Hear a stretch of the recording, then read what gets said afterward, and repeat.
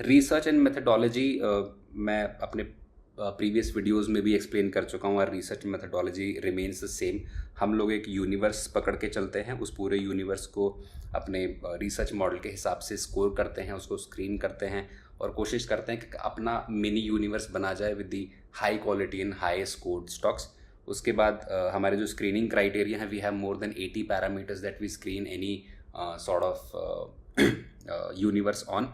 और वो स्क्रीनिंग करने के बाद हमारा एक जो मिनी यूनिवर्स आता है, that is the place that we would try to pick our stocks from.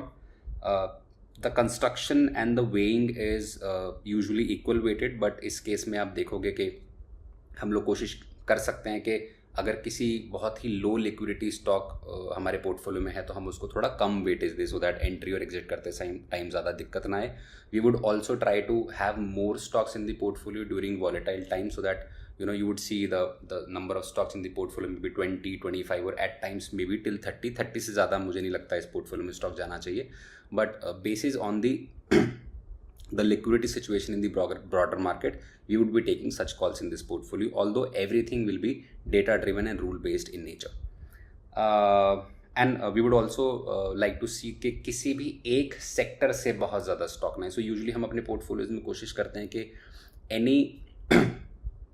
any particular sector should not have more than 30% allocation, so that हमारा बहुत सारा रिस्क किसी भी एक पॉकेट में जाके कॉन्सेंट्रेटेड ना रहे। Rebalancing framework, we'll be reviewing this portfolio on a regular basis, और हमारे सेम रिसर्च मॉडल के हिसाब से जो भी स्टॉक्स बाहर जाने होंगे वो पोर्टफोलियो से बाहर जाएंगे, उनकी जगह जो नए स्टॉक आने होंगे वो पोर्टफोलियो के अंदर आएंगे। And that is how we will be always maintaining a healthy stock portfolio.